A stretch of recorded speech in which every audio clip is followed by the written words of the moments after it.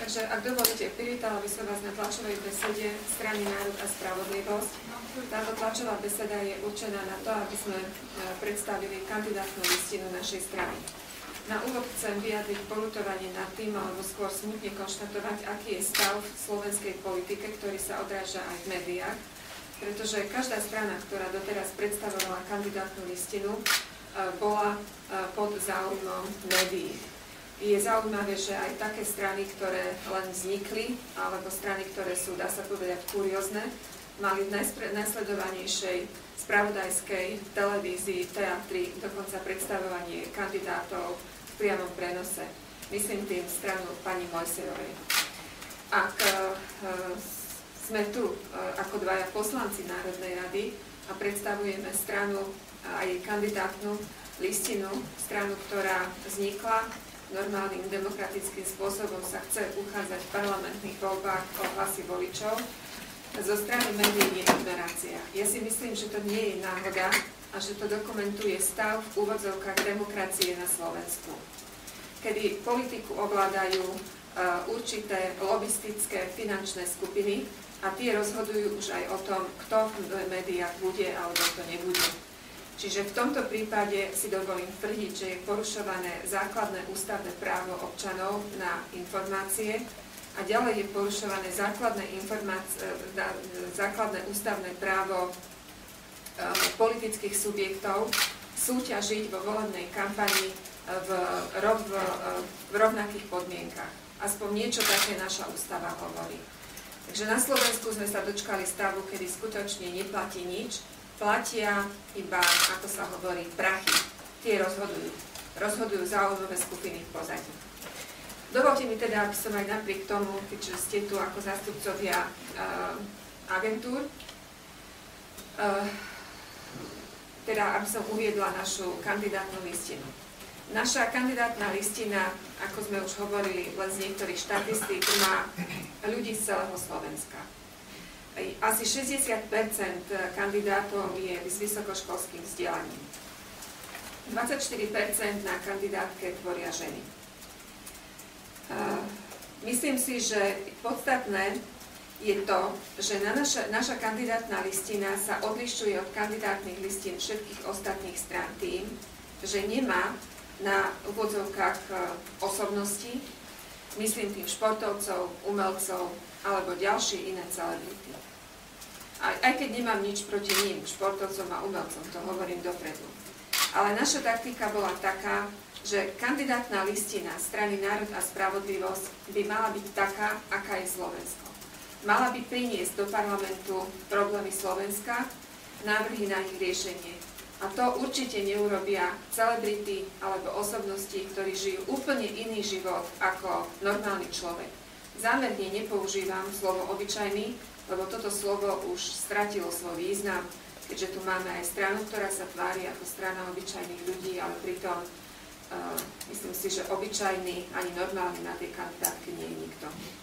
Takže strana Národ a spravodlivosť sa nechce skrývať za známe tváre, nechceme ochlupovať voličov známymi tvárami, ale chceme naopak, aby sa reálne problémy Slovenska dostali do parlamentu. Chcela by som zdôrazniť a počiarknúť, že o tom je vlastne naša kandidátka.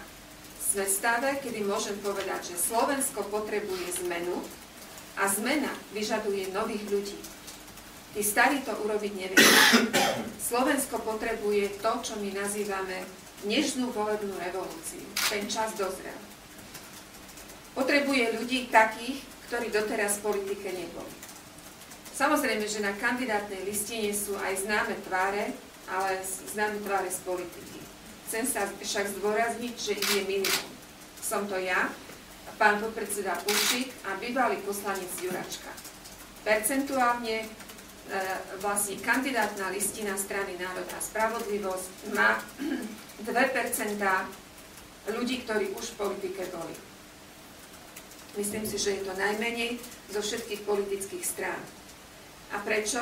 Keď som povedala, že potrebuje Slovensko zmenu, myslím si, že na kandidátnej listine a to neobhajujem seba, ani kolegov, nutne musia byť aj ľudia, ktorí majú politické skúsenosti. To je jednoducho zákon obnovy, pretože politická konkurencia určite by využila neskúsenosť úplne nových tvári a tie politické skúsenosti a politická práca v parlamente má určité špecifika, jednoducho vytvára nutnosť, aby vlastne tam boli ľudia, ktorí majú aj určité skúsenosti politické.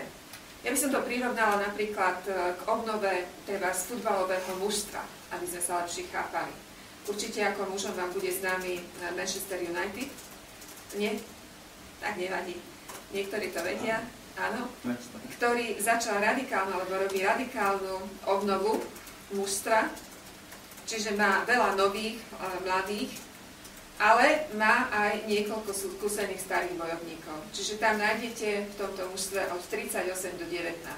Teda použila som prirovnanie zo športového prostredia, lebo vždy, ak chceme robiť zmenu, musíme začať obnovou. Tá obnova na kandidátnej listine strany Národ a spravodlivosť je najväčšia práve. Čiže skúsený a nový spolu. Áno, súhlasí o tom, že politikov treba vymeniť. Strana Národ a spravodlivosť súhlasí s tým, že politikov treba vymeniť, ale treba vymeniť tých politikov, ktorí sú spojení s rozličnými kauzami, s podozreniami v korupcii, tých, ktorí zvedačili Slovensko ekonomicky a rozvrátili aj politicky. Sú však aj takí politici, ktorí s týmto nemajú nič spoločné. A pri všetkej skromnosti si dovolím povedať, že ja a moji kolegovia s tým naozaj nemáme nič spoločné. A teraz ešte dovolte krátke zamyslenie nad tým, čo mi proste vrtá už hlavou od soboty. Po sneme Smeru, kedy sa nám od predsedu Smeru pána Fica dostalo poriadne ako novým stranám rozličných urážok, dehonestujúcich, akože v malých nových politických stranách sú poloblázni a politickí brojleri a tak ďalej. Ja sa neurážam, aj keď to bolo myslené ako urážku, ale myslím si, že pán Fico v ošiali túžby pomoci zabudol ako politik, čo je podstata demokracie. Podstata demokracie je, že každý má právo ponúknuť voličom a dať možnosť cez kandidátnu listinu ich osloviť a volič si môže vybrať. Pán Fico vlastne urazil aj potenciálnych voličov nových strán, pretože ak sú poloblázni na kandidátke, tak kto ich asi bude voliť. A nakoniec pán Fico, ktorý chce byť teraz jediným kohútom na smetisku, keď rozpráva o brojleroch, asi zabudol, že pri odchode z SDL-ky bol tiež malý brojler. A že sa nejakým spôsobom vyvíjal. Ale v prvom rade mi to pripadá absolútne nepochopenie princípov demokracie a preto mám strach z toho, že Smer chce vládnuť sám, pretože ak takto oni rozmýšľajú, je to, odpustite mi, rozmýšľanie bolševistické, a pri takom chorom chápaní demokracie ja sa obávam, čo by Smer samotný urobil, teda keby ovládal Slovensko pri nekontrolovateľnej moci. Pri takomto chorom chápaní demokracie, to je veľké nebezpečenstvo. Ja si myslím, že Slovensko by sa nedočkalo stability, naopak, že by hrozilo ohrozenie demokracie. A teraz ešte k niektorým slovám, to, čo mi vrta hlavou, pretože pán Fico po sneme zadefinoval 4 strany seba, SDK, KDA a Most Híd, ako strany, ktoré jediné prichádzajú do úvahy pri vytvorení vlády, pretože majú niečo, čo sa nazýva politická výbava. Ja som veľmi dlho rozmýšľala nad tým, čo to vlastne tá politická výbava je.